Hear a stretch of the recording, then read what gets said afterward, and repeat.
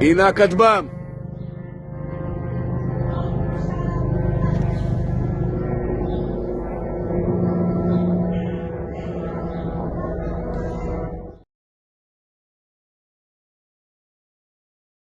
Drone kamikaze Shahed 136 Iran kembali menjadi sorotan, setelah digunakan dalam serangan balasan terhadap Amerika Serikat (AS) dan Israel di kawasan Teluk Arab akhir pekan lalu.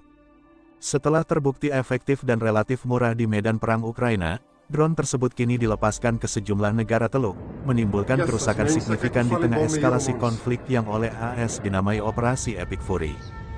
Video terverifikasi New York Times pada Sabtu, tanggal 28 Februari tahun 2026, menunjukkan Shahed 136 menghantam bangunan di Bahrain, Kuwait, dan Uni Emirat Arab (UEA).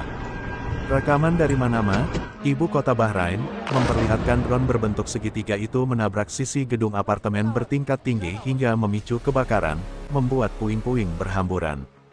Suara dengungan khas mesin drone terdengar jelas sebelum benturan terjadi.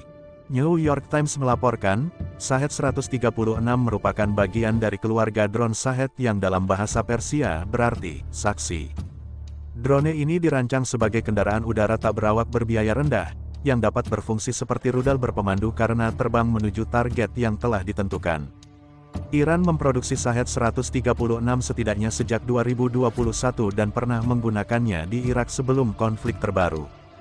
Drone serang satu arah ini memiliki sejumlah keunggulan dibandingkan rudal tradisional, terutama dari sisi biaya. Satu unit Shahed 136 dapat diproduksi dengan biaya hanya $35.000 AS atau Rp590 juta dan memiliki jangkauan hingga 2.000 km. Sebaliknya, biaya untuk mencegat satu drone oleh militer Amerika bisa mencapai antara $500.000 AS atau Rp8,4 miliar hingga $4 juta AS setara Rp67,4 miliar.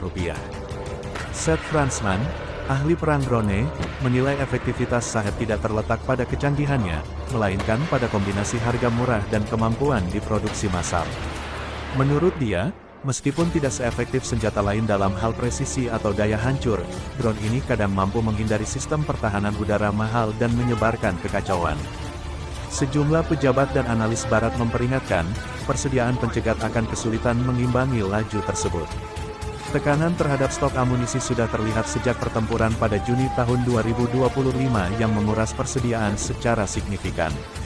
Selama konflik musim panas lalu, Amerika Serikat menembakkan sekitar 150 pencegat THAAD dalam 12 hari untuk mempertahankan Israel, setara sekitar seperempat dari total persediaannya.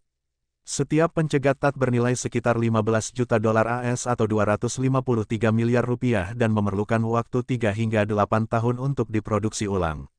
Saat ini sistem yang sama digunakan di berbagai negara sekaligus karena intensitas serangan Iran terus berlanjut. That's my fucking truck.